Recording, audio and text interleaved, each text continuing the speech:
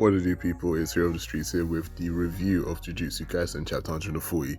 Now, as you know, Yuto Okotsu made his presence felt and he had an impact straight away. They were all shook. They were all very, very scared, and Naoya got it in early and said, you know what, we have similar objectives and yours doesn't really stop me from doing what I gotta do and vice versa, so we can really work together. Because at the end of the day, Yuji is an enemy of mine, even though he's not my primary, and Choso's just there. So yeah, I can go after Choso, and you can go after Yuji. So yeah, Yuta goes off, and Naoya goes off. Let me tackle Naoya and Choso first. It is pretty much a mismatch right now for Choso, because where Naoya got speed, Choso doesn't, and his techniques have a little bit of a time lag. Essentially why when it came to Choso and Yuji set up with drawing curses in, it was a thing where he would be at the line and just he'll be like the sniper, kill them off and then keep stepping and rinse and repeat. What I will say though is that he can set up his armor like he did before, although I'm not sure if he can really do a full body. He did have armor when he was fighting Yuji Itadori, so he can use that as a defense to counteract the speed. The question is whether he can use the armor and also use the other techniques at his disposal. I feel like he got some stuff up his sleeve, but he's definitely the weakest link right now. When it comes to Naoya, we don't really know the name of his curse technique yet, but the fact that he can even go faster means that Choso's already in trouble because he already had a little bit of stress from Naoya from the jump, so we'll see how that goes. Now, when it comes to Yuta and Yuji is still just physically mad, essentially, but it's not really a fair fight because right now Choso and Yuji are quite tired just from everything that's been going on. So we have to keep that in mind when they're fighting right now. But still, Yuji's doing what he can do, although he is stressed too. To take it a step further, when it comes to Yuta Okotsu, essentially, if we're gonna look at things and compare Yuta to Gojo, Gojo's like the balanced standard, where he got high curse energy, he got a pretty good, well, pretty sick curse technique and domain and whatnot, and he's pretty damn experienced in manipulating curse energy flow. Now with Yuta, he got higher curse energy, so like he got more at his disposal, but he got a finite resource. If it's a driving game, you know how you got cars that got decent speed, decent acceleration and whatnot, but you'll pick a car where they have a higher speed but lower acceleration, so it's just tipping off the scales.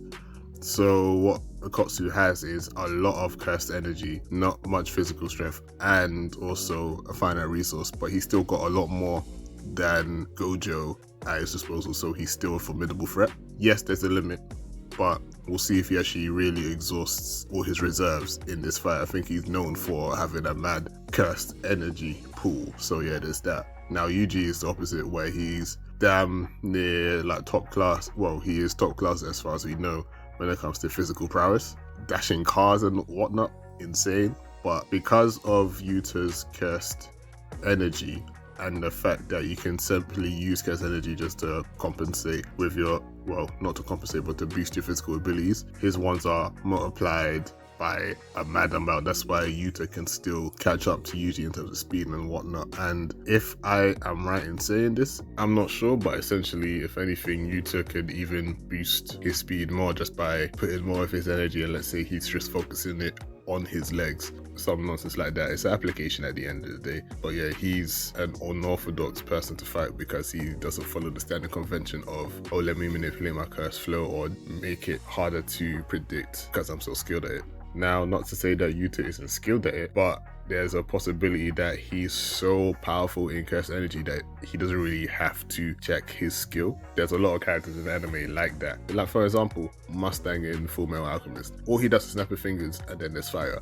There's no, oh, let me do this, let me create this. It's just snap fingers, fire. Most powerful thing. There you go, that's it. Like, that's all you gotta do. They would hype up, what's his name, Edward Elric, with his whole, he can clap his hands and he doesn't need any transmutation circles. He can just clap his hands and then bam, there you go. But the fact that Mustang, all you gotta do is snap and then he has fire, which is pretty damn destructive. That's what you gotta do. That's why he's so formidable, but it's so simple, but so effective. And there's no need for him to learn for anything else. Yeah, sure, he got a weakness of the rain, but you know how he works. So yeah, there are characters like that, and usually it's a thing with their experience or lack thereof that could catch them out. But Yuta, I mean, He has changed from good guy, well, innocent guy anyway, knew about the world, to this guy who is a formidable threat. He is a force to be reckoned with, and that's where we're at. So when it comes to the fight, I don't know what to expect, to be honest. I really don't.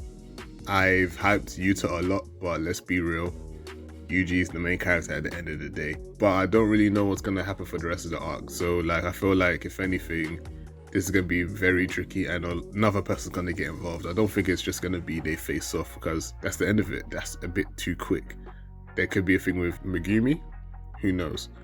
But yeah, that's my review for Jujutsu Kaisen chapter 140. Please let me know your thoughts in the comments. And yeah, I'll catch you all later. Adios.